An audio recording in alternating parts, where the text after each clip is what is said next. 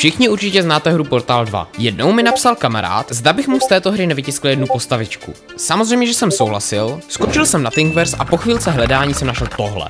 Hodil jsem to na tisk a tady se ještě tiskne, ale tady už máme hotovo. Tady máme první várku součástek. Tyhle díly mám teďka úplně v perfektním stavu a možná si říkáte, proč jsem to brousil, když vlastně přesto přijde ještě jako celá obestavba těma bílejma plastama. No bojím se, že kdybych to nezbrousil, tak by to nemuselo úplně lícovat a nemělo by to ten perfektní styk a nedoléhalo by to. Teďka to všechno opláchnu od lepidla a od toho brusného bordelu. Mezitím se nám dotisklo tohle. Tady máme druhou várku, tady se stačí zbavit jenom toho brimu. Tak, všecko máme vošmirglovaný, ořezaný, odbrimovaný, trošku to tu uklidíme. To je lepší. Tohle byla ta jednodušší část. Jak jste mohli vidět, model na obrázku svítil. A můj bude taky. Tady mám všecko, co na to budeme potřebovat. Jedna baterka, držák na baterku, vypínač, rezistor a dvě SMDčkové ledky. Proč dvě? Protože s mýma pajecíma skillama mám trošku obavy, že by to jedna z nich nemusela úplně přežít. Tato podložka nemá teplo úplně nejradši. Z toho důvodu tady máme tuhle podložku. Pak ještě samozřejmě nějaký vodič. Tady vytáhneme moju pájku. Nesmí chybět vlhká houbička a kalafuna s cínem. Tohle to zatím potřebovat nebudem. Začnu teda asi samotnou ledkou a na tohle si ideálně přitáhnu lampičku semkať. Jo a málem bych zapomněl na mojich chobotnicu. Vidíte tohle? Tak přesně ta malinkatá věc je ta ledka, kterou se teďka pokusím spájet. Protože je tak malá, že by se mi nevešla do chobotnice, nebo ta by už spíš rozdrtila. Tak si to tedy elektrikářskou páskou hezky přilepím ke stolu.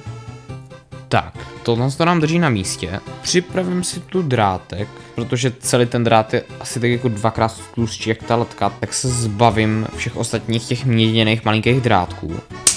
Asi bych to mohl dělat něčím jiným jak nůžkama, že? Pozdě. Ten drát tam budu muset asi přilepit taky. Aha, tak už to nedrží. One eternity later. Jdem to testnout. Ty vole, to svítí. Teďka přijde na řadu asi vypínač. Zatím to tam nechám takhle a dáme tam druhý drát. Jsi to dal obráceně, jsem genius, fakt. Teďka to speču. Zase otestuju, jestli to bude fungovat. Vím, že tam není rezistor, ale tak co? Jo. Tohle se nám funguje krásně, jdeme dál. Teďka už jenom zbývá rezistor, tady dáme tohle. Hodíme tam tentokrát červený rukáv. A víme, že to je plus. A zapečem. Teďka už to jenom spájet vlastně s tím držákem na baterku a máme hotovo. Když už sem dám, tak by to mělo fungovat tak, že tady bude plus. A tady bude minus. Dole svítíme, super. Baterku dáme zatím pryč.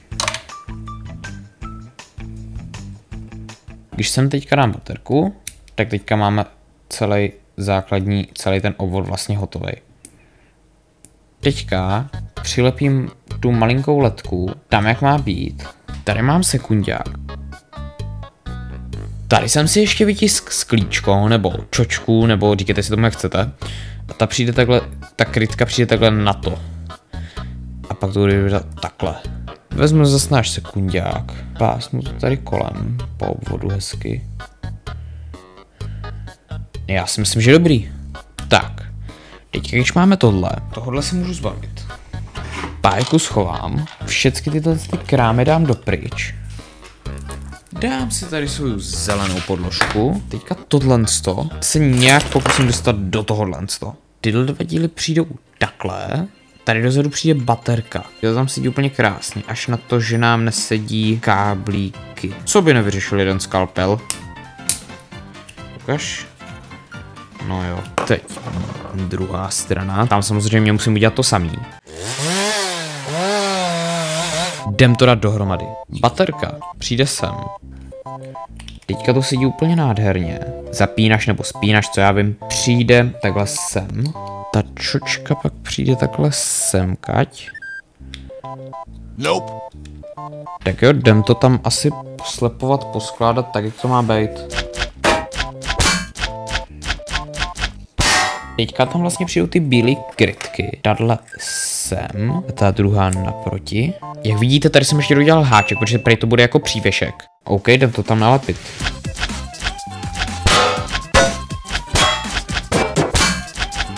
Tak jo, a náš Wheatley je de facto hotový.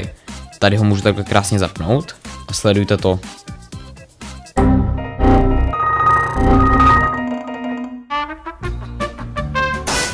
Já mu můžu pak třeba zavřít takhle lehce jedno očičko.